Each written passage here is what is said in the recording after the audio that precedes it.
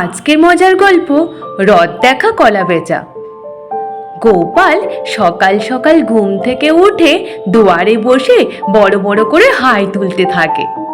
ওদিকে গোপালের গিন্নি বেরিয়ে এসে বলে, কি গো, এখনো তোমার ঘুম ভাঙলো না নাকি? বারবার করে হাই তুলছো যে? গোপাল বলে, গিন্নি তুমি তো জানো যত ঘুমাই আমার তাও শান্তি হয় না। বলে, হ্যাঁ, তোমার আর কাজ কি আছে? খাওয়া দাওয়া, ঘুমোনো আর রাজসভায় যাওয়া। অমন সময় গুলটে পুটি ন্যাপলারাও চলে আসে। বলে, ও দাদু, দাদু, এই দেখো আমরা কি নিয়ে এসছি। এই রথটা নিয়ে এসছি আর রং তুলি এগুলো নিয়ে এসছি। রথটাকে কিন্তু তোমাকে সাজাতে হবে। গোপালের গিন্নি বলে, তোরা আর লোক পেলি না, তোদের গোপাল দাদু এই রথ সাজাবে? বলে, হ্যাঁ গো, গোপাল দাদু সাজাতে পারবে। বলে, আমাকে কি ভাবছো গিন্নি, আমি কি রথ সাজাতে পারবো না? বলে, দেখবো তুমি কেমন রথ সাজাও।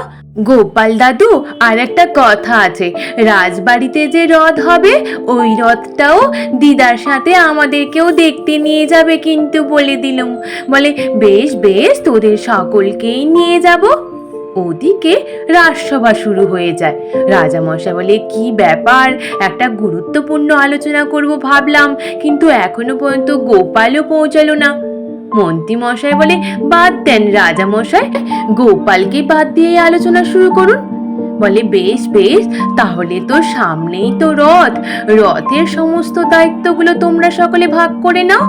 সেনাপতি, তুমি রথ টানার দায়িত্ব নাও, আর রাজজ্যোতিষী আর রাজবৈদ্য তোমরা রথের যত সমস্ত ফুল লাগবে ওগুলো ব্যবস্থা করো, আর বাদ বাকি তোমরা সকলে ফল পুজোর সমস্ত সামগ্রীর আয়োজন করার চেষ্টা করো।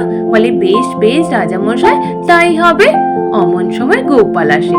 গোপাল এসে বলে, আচ্ছা, তাহলে কি রথযাত্রার সবকিছু ব্যবস্থা সবকিছু ভাগাভাগি হয়ে গেছে? রাজামশাই বলে, হ্যাঁ গোপাল, তুমি বাড়িতে বসে বসে খই ভাজো, এখানে আমি রথযাত্রার সমস্ত কাজ সকলের মধ্যে ভাগ করে দিয়েছি। গোপাল বলে, রাজামশাই, বেশ, আমি যখন আর রথের কোনো কাজে লাগবো না, তাই আমি চিন্তা ভাবনা করেছি আমি রথ দেখতে যাব আর কলা বেচবো। রাজামশাই বলে, বেশ, তুমি নাহলে তাই করো। মন্ত্রী মশাই মনে মনে ভাবে যে গোপালের কলা বেচা বের করাচ্ছি। গোপাল বাড়ি ফেরার সময় কলা কাঁদি কিনে নিয়ে যায়। গোপালের গিন্নি বলে, এ কি গো, এত কলা কাঁদি কি হবে? বলে, গিন্নি, রথ দেখবো আর কলা বেচবো, বুঝলে? রথে দেখতে গিয়ে কলাটাও বিক্রি হবে। বলে, হ্যাঁ তাই তো, একদম ঠিক কথা বলেছো তো, কিন্তু এই কাঁচা কলা কি করে বিক্রি করবে? বলে, দাঁড়াও, ওটা জাঁকে রেখে দেবো, ঠিক পেকে যাবে। ওদিকে বলতে না বলতে মন্ত্রী মশাই চলে আসে। মন্ত্রী মশাই এসে বলে, গোপাল, তোমাকে তো রাজামশাই কোনো রথযাত্রার কোনো কাজ দেয়নি, আমার খুব খারাপ লাগলো, তাই ভাবছি তুমি আর আমি মিলে রাজামশাইকে গিয়ে আবার বলি যে রথযাত্রার সমস্ত কাজের মধ্যে একটা যে কোনো কাজ তোমায় দিতে। বলে, গোপাল, কলাগুলো তো বেশ ভালো, তুমি বরং আমাকে দুটো কলা দাও দেখি। তারপর দুটো কলা নিয়ে নেয়। বলে, তাহলে গোপাল কালকে এসো, হ্যাঁ, রাজামশাইয়ের সাথে আমি তুমি মিলে কথা বলি। গোপালও ওই কথায় রাজি হয়ে যায়। তারপর দিন সকালবেলা হতেই গোপাল নাতি নাতনিদের নিয়ে আর ওই রাজামশাইয়ের সাথে দেখা করতে যায়। ওদিকে মন্ত্রীমশাই আগের থেকে কলার খোসা ফেলে রেখেছিল।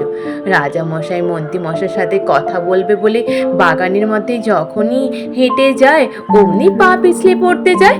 মন্ত্রীমশাই সঙ্গে সঙ্গে রাজামশাইকে ধরে নিয়ে বলে, রাজামশাই দেখলেন দেখলেন কলার খোসাতে কেমন পা পিছলে যাচ্ছিল?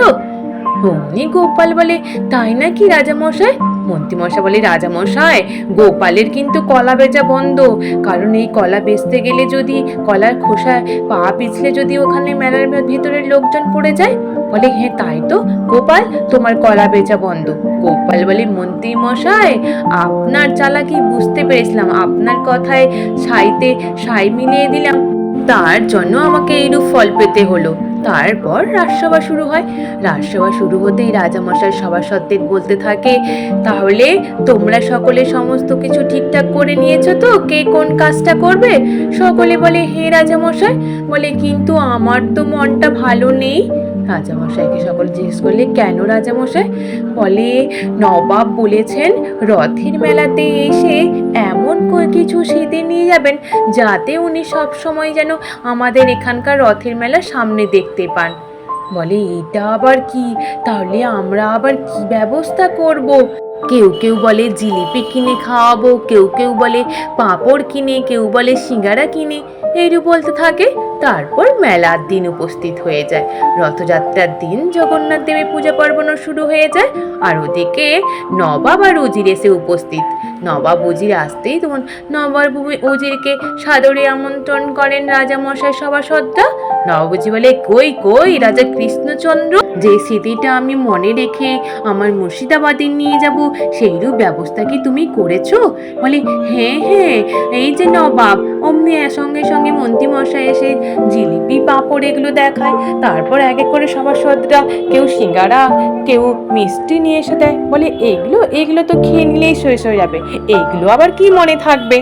গোপাল তখন নাতি নাতনিদের তৈরি করা ওই রথটাকে নিয়ে এসে বলে, দেখুন দেখুন নবাব, এইটা ভালো লাগবে? আপনার কাছে স্মৃতি হয়ে কি থাকবে? বলে, হ্যাঁ দারুণ তো, খুব সুন্দর ড্রয়িং করে লাগানো, এটাই সঠিক কাজে লাগবে। আর ঠিক সেই সময় গোপালের গিন্নিও কলা বোঝাই করে ঠেলা গাড়িতে করে নিয়ে এসে বলে, নবাব এই দেখুন কলা নিয়ে এসছে আপনার জন্য। নবাব বলে, বাহ বাহ, খুব ভালো খবর তো। তারপর রাজামশাই বলে, বাহ খুব ভালো তো, গোপালের কলাও বেচা হলো, মেলাও দেখা হলো। আজ এই পর্যন্ত। নিশ্চিত তোমাদের সকলের ভালো লেগেছে। আর যদি ভালো লেগে থাকে তাহলে একটু লাইক আর সাবস্ক্রাইব করে দিও। আর তোমরা সকলে ভালো থেকো, কেমন? টাটা।